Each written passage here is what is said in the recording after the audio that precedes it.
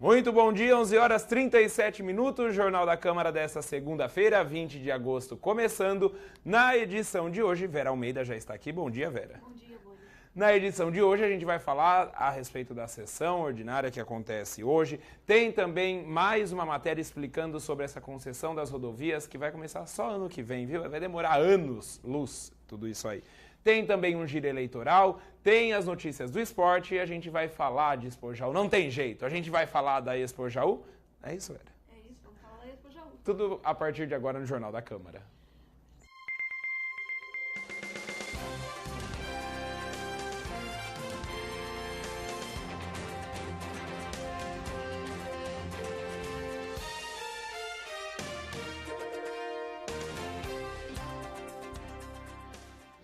Muito bem, Jornal da Câmara começando, obrigado pela sua companhia aqui com a gente.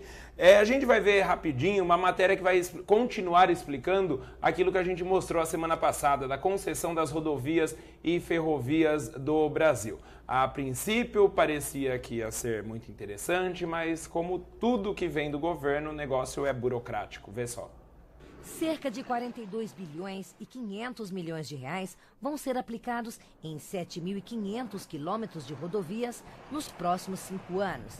Esse dinheiro será usado para as obras de duplicação de 9 lotes nos principais eixos rodoviários do país. A BR-040, que liga Brasília a Goiás e Minas Gerais, teve parte da pista duplicada no trecho até a cidade de Lusiânia, em Goiás.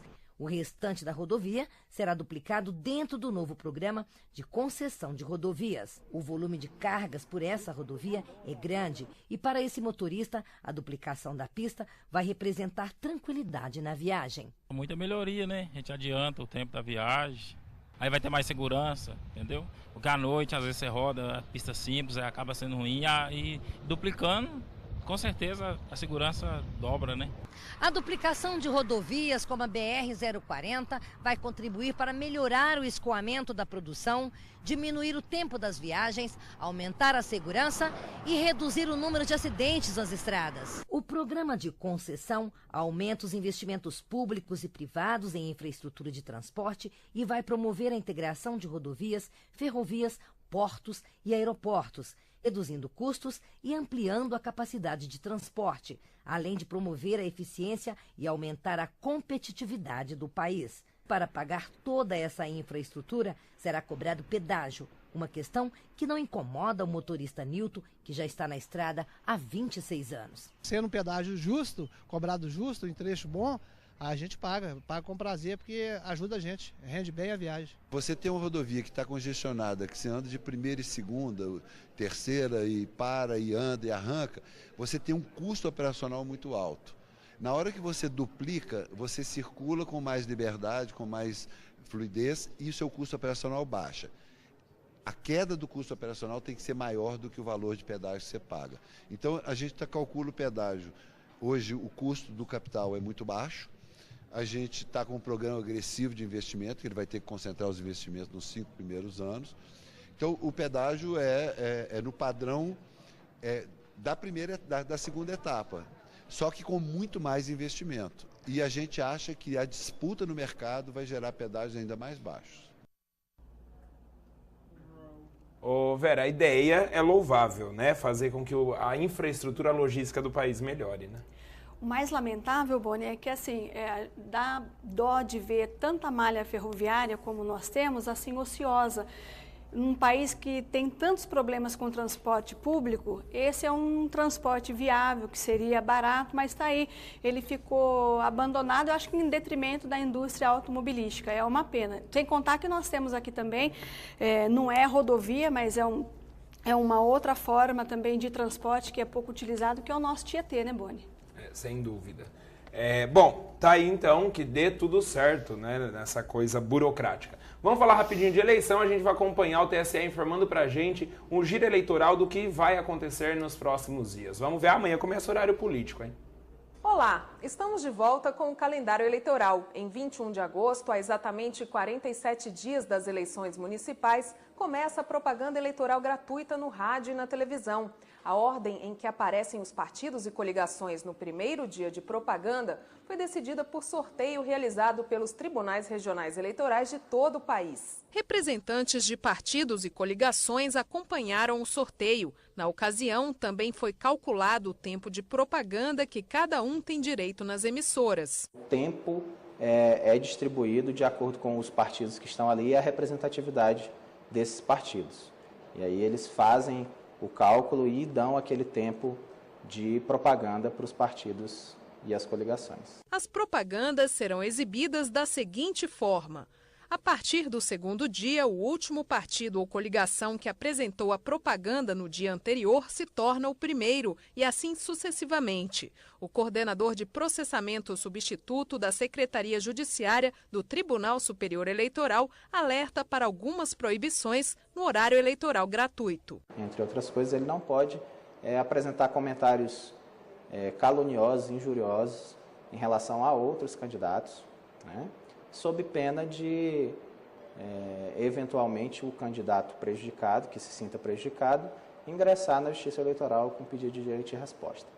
A transmissão da propaganda eleitoral gratuita no rádio e na televisão será realizada de 21 de agosto a 4 de outubro. Nos municípios onde houver segundo turno, a data limite para o início da propaganda eleitoral gratuita é no dia 13 de outubro. Neste caso, ela segue até o dia 26 do mesmo mês. Para os candidatos a prefeito e vice-prefeito, a veiculação será às segundas, quartas e sextas-feiras das 7 às 7h30 e do meio-dia ao meio-dia e meia no rádio e das 13 às 13h30 e das 20h30 às 21 horas na televisão. Já a propaganda gratuita dos candidatos a vereador será às terças, quintas-feiras e aos sábados, nos mesmos horários. Além disso, também existem as inserções, que são espaços que vão de... Na realidade, o tempo padrão é de 30 segundos, mas o candidato pode dividi-lo em 2 de 15 ou juntá-los em um de 1 minuto. Então, nesses espaços de 15 segundos a 1 minuto, ao longo da programação, pode ser apresentada a propaganda eleitoral. A propaganda eleitoral gratuita é obrigatória. A multa para as emissoras de rádio e TV que desrespeitarem as determinações varia de R$ 21 mil a R$ 106 mil e pode ser duplicada em caso de reincidência. A emissora também pode ter a programação suspensa por 24 horas. 2 dias após o início da propaganda eleitoral gratuita, todos os recursos sobre pedidos de registro de candidatos deverão estar julgados pela Justiça Eleitoral. No mesmo dia 23 de agosto, todas as decisões sobre registros estarão publicadas. A partir dessa apreciação dos pedidos, há a possibilidade ampla de impugnações, enfim, de discussão de regularidade dessas inscrições dos candidatos que se apresentaram, que podem ou não apresentar uma condição de elegibilidade ou terem incorrido em algum tipo de inelegibilidade. Tudo bem, ó, vocês viram que bastante coisa acontece do dia 21 ao dia 23, começando por amanhã, que tem o horário eleitoral. Ô Vera, você tem algumas informações a respeito aqui de candidaturas indeferidas, né? 12 já. 12 indeferidas, mas dessas 12, Boni, 9 ainda cabem em recurso. Então, por enquanto, não dá para fechar o quadro. E tá bom. Então, a gente vai continuar acompanhando as coisas. Tem renúncia também, né? 7 renúncias, Boni. 7 renúncias. 7 candidatos já pediram para sair. Pediram para sair. Ó, antes da gente ir para o intervalo, a gente vai ver... Ah, não, vamos falar de sessão, né? Temos a sessão. Então vamos falar da sessão agora para a gente ver o esporte. Sessão tranquilíssima, A sessão tranquilíssima, né? Porque a pauta continua trancada, então nós não teremos projetos a serem votados hoje, né? Nós temos 7 requerimentos que entram aí para serem analisados, nós temos 8 indicações e 4 projetos que entram como objeto de deliberação. Eles entram e são encaminhados às comissões permanentes, mas eles não serão votados, Boni. Entre os requerimentos, a maioria deles são requerimentos assim, que servem de auxílio administrativo para a prefeitura, porque eles indicam situações em que pedem algumas intervenções pontuais da prefeitura. Por exemplo, recapeamento de massa asfáltica, melhorias em locais públicos, enfim, não tem nenhum requerimento assim que a gente possa apontar e dizer que seja polêmico, que vai causar maiores discussões, não. Tem 2 requerimentos que eles pedem pedem informações ao Poder Executivo. Um deles é a respeito do descarte irregular de materiais aí nos nossos terrenos. Esse requerimento quer saber quantas autuações foram feitas o ano passado, quais são os pontos mais críticos para descarte e se existe aí algum plano aí de ação para resolver essa situação. Um outro requerimento também que solicita informações é sobre aquela instituição ali, a Medianeira, que é uma escola que prestava serviço pré-escolar para as crianças. E agora ela não presta mais, não tem esse atendimento pré-escolar. Então esse requerimento vem solicitando informações à Prefeitura sobre por que parou, se existe um convênio entre a Medianeira e a Prefeitura, se esse convênio ele contempla a educação pré-escolar e se não existe esse convênio, se tem como realizar. São os dois requerimentos diferentes. Você sabe que eu fiz o meu jardim da infância e meu pré lá na Medianeira, viu? É uma escola que era bem conceituada, viu? As mães gostavam muito, as famílias gostavam muito de deixar as crianças lá e agora elas não prestam mais esse serviço pré-hospitalar. Aliás, um bom tempo eu fiquei lá, viu? E já faz um bom tempo também que eles não estão prestando ali o atendimento pré-hospitalar. Pré-escolar. Pré-escolar, pré-hospitalar. E tem também agora a nossa Miss, a Francine Pantaleão, ela é objeto de dois documentos. Um deles é uma moção de congratulações pelo feito, né, pela conquista do título de Miss São Paulo. E o outro é um projeto de decreto legislativo, né, que concede uma medalha de honra ao mérito aí para a nossa Miss. Tá certo, então, Francine Pantaleão colhendo, né, parabéns os pra ouros moça, do negócio. Por um lado ganha, por outro... É isso, Vera? É isso, Boni. A lei de zoneamento ainda não tem data, ainda não fixaram data para audiência. Então, continuamos do mesmo jeito, com a pauta trancada. Tá certo, então. Sessão hoje, 4 horas da tarde, né? A Vera já adiantou pra gente que, por enquanto, vai ser uma sessão tranquila. Vamos ver as notícias, os resultados dos jogos do Campeonato Brasileiro.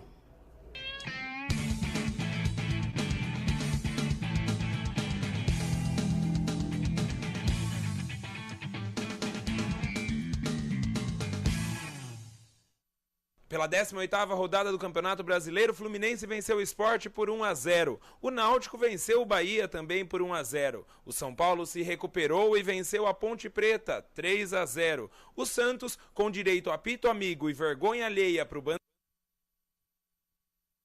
Pequena falha técnica, e a gente vai corrigir isso aí. Diego, vamos fazer assim, a gente vai para o intervalo. O Jornal da Câmara volta em instantes.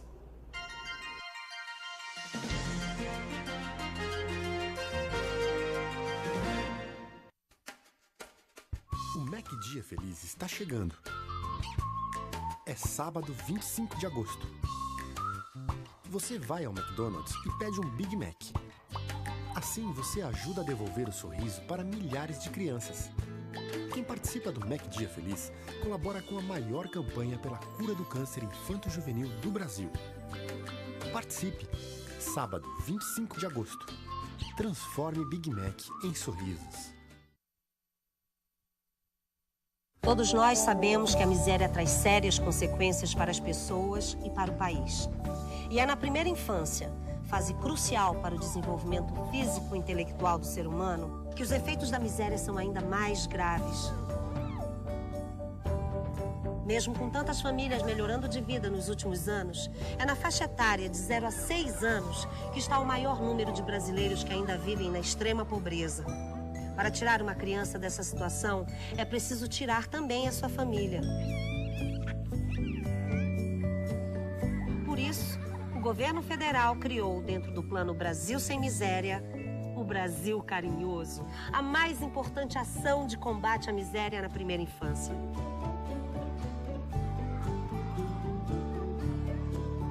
O Brasil Carinhoso garante renda acima de R$ 70 por pessoa para as famílias beneficiadas com o Bolsa Família e com pelo menos um filho de até 6 anos.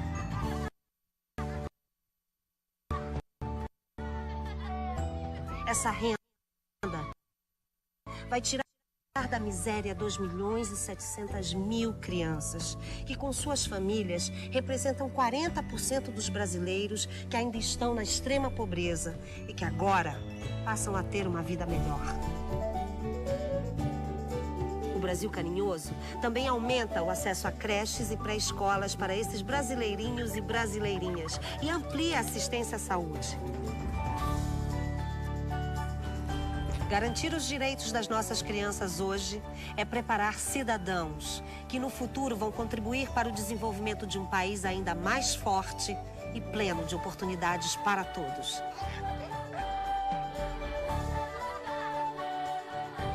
Plano Brasil Sem Miséria. Ação Brasil Carinhoso. Governo Federal. País rico é país sem pobreza.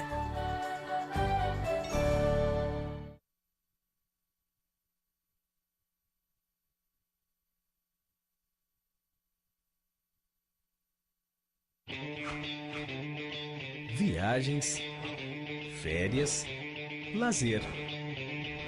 Turistas de qualquer origem, antes mesmo de fazer as malas, já devem se preparar para uma das mais ricas e transformadoras experiências humanas.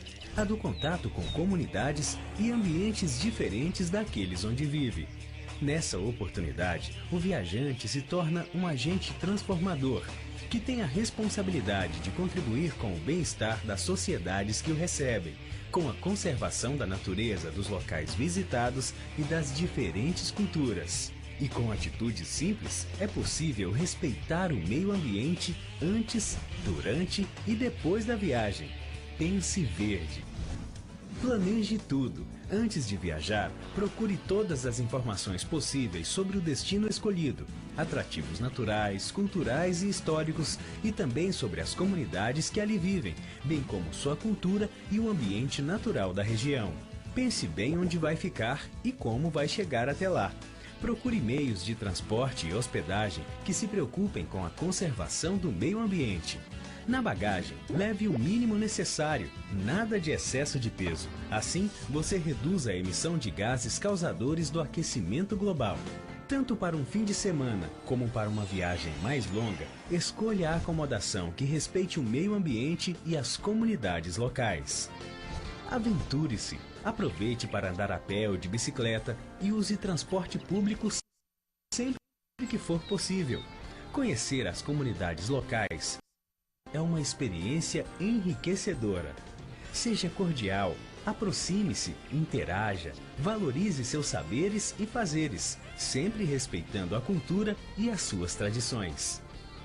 Não leve nada do ambiente natural que visitar e traga de volta todo o lixo que produzir. Viu alguém vendendo animais silvestres? Não compre, denuncie. Prefira admirá-los no seu ambiente natural. Na hora das refeições, vale a pena provar sabores locais. Aliás, consumindo produtos da região, você fortalece a economia local e todas as iniciativas comunitárias de geração de trabalho e renda. Atenção nas suas escolhas. Busque valorizar o artesanato e promover os talentos locais. Mas cuidado com produtos que envolvam espécies silvestres. Você pode levar para casa 2 tipos de lembranças: as materiais, que adquiriu de forma consciente, e as que leva na memória, as pessoas, paisagens e os momentos únicos. Se você ainda não conhece ou não faz parte de nenhuma causa socioambiental, por que não começar agora? Compartilhe com amigos a sua experiência verde e dê dicas de como contribuir para a conservação do patrimônio natural e cultural. Embarque nessa! Junte-se à campanha Passaporte Verde, uma iniciativa global pelo turismo sustentável. Acesse o site da campanha, leia o guia e dê novas ideias para o passaporte pelo e-mail.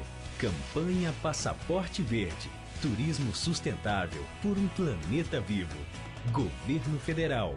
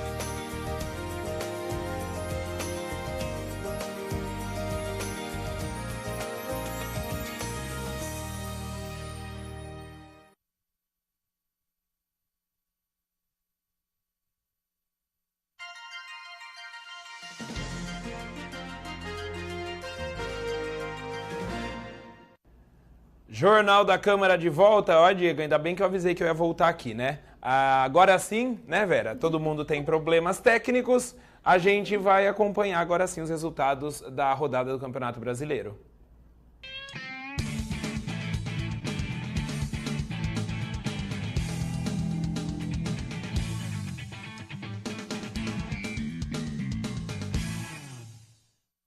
Pela 18ª rodada do Campeonato Brasileiro, o Fluminense venceu o Sport por 1-0. O Náutico venceu o Bahia também por 1-0. O São Paulo se recuperou e venceu a Ponte Preta 3-0. O Santos, com direito a apito amigo e vergonha alheia para o Bandeirinha, venceu o Corinthians por 3-2. O Grêmio venceu bem o Figueirense 4-0. O Atlético Mineiro manteve a liderança do campeonato, vencendo o Botafogo por 3-2. O Coritiba venceu fácil o Cruzeiro por 4-0. Flamengo e Vasco se enfrentaram no Rio de Janeiro, 1-0 para o Flamengo. A violência tomou conta das ruas da cidade e resultou na morte de um torcedor. Portuguesa e Internacional empataram em 1-1 e o Atlético Goianiense venceu o Palmeiras por 2-1.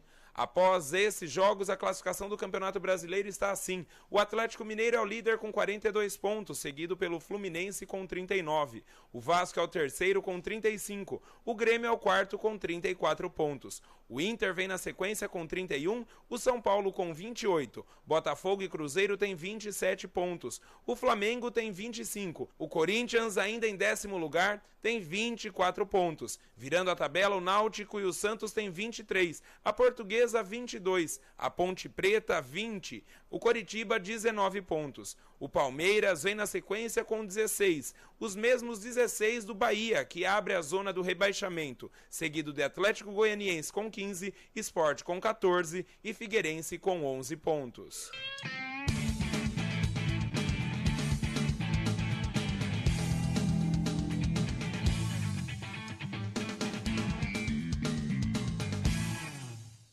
Apenas para complemento de informação, o Galinho perdeu para o Noroeste no jogo realizado aqui em Jaú no último sábado. Agora o 15 de Jaú não está mais no G4 do Campeonato Paulista Sub-20 aqui do estado. Eu vou dar um recado para vocês agora, né, Vera? A gente tava falando que amanhã começa o horário político, então é assim, para ficar uma coisa mais bonitinha, digamos assim, o Jornal da Câmara, a partir de amanhã, vai entrar no ar ao 12h30, porque daí a gente entrega o jornal para o horário eleitoral gratuito e assim a gente não vai precisar eventualmente cortar programas que estiverem no ar, né? Às vezes está faltando 3 minutos para acabar o programa, a gente precisa interromper para fazer a transmissão. Exatamente, Cláudio. A gente vai concorrer com o Thiago Leifert amanhã. Nossa Senhora!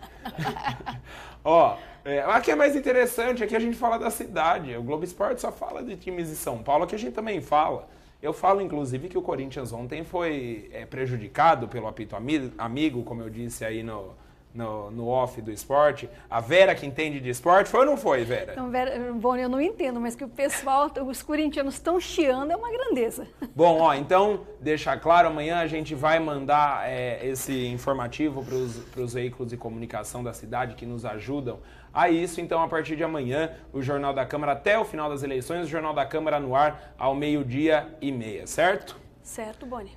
E vamos falar rapidinho de Expo Jaú. Antes da gente falar da Expo Jaú, isso aconteceu na feira, no último sábado, eu estava lá. O Alcides Bernardi, que é o provedor da Santa Casa, me parou ali durante a feira, ali, já tinha acabado o show. Ele pediu para falar a respeito da situação da água da cidade. Para o Alcides Bernardi, o Saenja deve solicitar os poços artesianos de pessoas particulares da cidade. Olha só.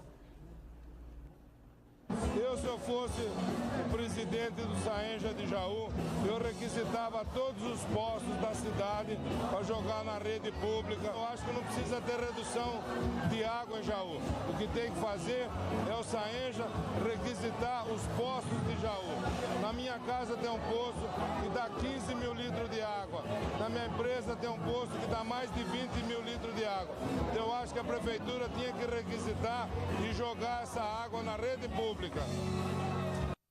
Muito bem, esse é o Alcides Bernardi. É interessante, seria interessante ser melhor discutido essa ideia de, em vez de racionar a água da cidade, o Saenja já captar a água dos poços artesianos. Segundo o Alcides, a cidade tem mais de 100 poços aqui, A Jaú tem mais de 100 pessoas que têm poços artesianos em casa, em empresas, em chácaras, fazendas. Vamos colocar para funcionar então, se é a saída, se a gente pode escapar do racionamento, mas que também que isso não deixe todo mundo assim respirar tranquilo, né? Já que vamos colocar isso em ação, vamos poder usar a água como quiser. Não, a gente vai escapar do racionamento, mas tem que fazer um uso também racional dessa água, né, Boni? E outra coisa, é assim, vai pegar água desses poços? Vai? Como? Vai pagar? Eles vão dar de graça? Como é que fica? Não, de jeito nenhum, né?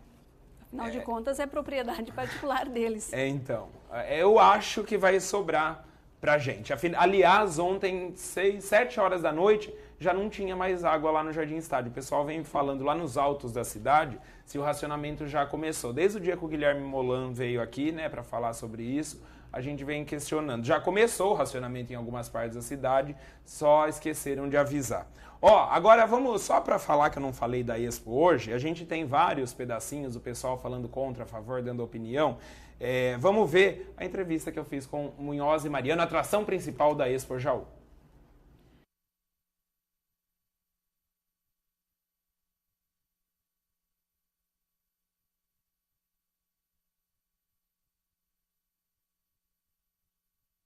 Veio sem áudio, hein? Agora, essa foi culpa minha. A Karen, então vamos ver a Karen aí, Diego. A Karen falou, ela foi assessora de imprensa da festa, ela fez um balanço a respeito do que aconteceu na Expo Jaú. Eu achei a feira muito integrada, independente dos problemas que aconteceram, a população presenciou os dias que foram liberados, a entrada, aniversário da cidade, amanhã a previsão é muito boa de público e hoje essa festa, não tem nem o que falar. Munhoz e Mariano, mais de 13 mil ingressos vendidos, a população jauense da região compareceu, prestigiou esse show, foi um dos melhores shows da exposição, melhor renda, melhor público, vamos comemorar esse final. Era esperado esse recorde de público pro show do Munhoz e Mariano ou acreditava-se ainda no Jorge Mateus? Era esperado pelo fato do dia. Jorge Mateus, quando era na véspera do feriado, foi esperado, mas com alteração pelo fato de um show, eles iriam em Uberaba, a gente ficou com menos expectativa. Mas na segunda-feira ainda foi um bom recorde para uma segunda-feira, e aí o foco foi pro Jorge Mateus, pro Munhoz e Mariano, população de Jaú e região, toda presente aí. Karen, muita coisa para ser mudada, para ser discutida, para melhorar no que vem? Com certeza, todos os dias, um novo aprendizado, críticas, a gente cresce com isso, a gente aceita várias sugestões, e-mail. Falar rapidinho, que você puder falar em relação aos preços. Muita gente reclamou do valor dos preços. Por que esse valor esse ano? Uma condição que eu tive a informação, pelo fato de ter chegado um pouco depois de ter fechado uns shows, é a questão da garantia que os artistas solicitam para poder fazer os shows. E aí são shows que são um pouco caros, pela questão de artistas novos já terem por ter gravadora, por ter apoio, já pedirem já uma média, um ticket médio já de telespectador, de público, já tem essa ideia já. Então tem que manter para o artista mesmo não ficar no prejuízo. Muito bem, tá aí a Karen Aguiar, jornalista aqui da cidade, um beijo para ela, ela respondeu pela assessoria de imprensa da Expo Jaú. Ô Vera, você foi na Expo? Só um dia, dei uma passada por lá. Eu acho que bati assim... recorde. Todos os dias, várias vezes. Ontem eu coloquei no meu Facebook, a minha máquina de lavar não sentirá a saudade da Expo Jaú. Mas assim, eu só acho que esse ano muita coisa envolveu a Expo, muitas discussões em torno da Expo, e eu não sei, eu senti fato, eu acho que em outros anos, acho que a Expo, a gente não tem os números ainda, mas acho que em outros anos a Expo deu um resultado melhor. Agora, a gente sente falta também de shows mais populares, né? Não que esses shows não sejam bons, mas é uma festa tão grande, é uma festa tão esperada, tão comemorada, eu senti falta disso, Boni. Tá certo. O Jornal da Câmara está terminando aqui. Amanhã eu vou pôr para vocês a entrevista com o Munhoz e Mariano. Tem um monte de gente falando lá, prós e contras da Expo Jaú. Só lembrando, o Jornal da Câmara amanhã, a partir de amanhã, 12h30. E antes de terminar, eu queria agradecer ao Kaique Canato, do Jaú na Balada, que deu uma mão para fazer algumas das imagens aí, o Léo, o Matheus, todo mundo. E amanhã, com tudo arrumadinho, a gente volta a falar da Expo Jaú, que provavelmente também será assunto hoje durante a sessão, né, Vera? Com toda certeza, Boni. A gente vai ouvir falar da Expo ainda. Pessoal, obrigado pela companhia. Desculpem os problemas. A gente se encontra amanhã, 12:30, hein? Tchau, boa tarde. Tchau.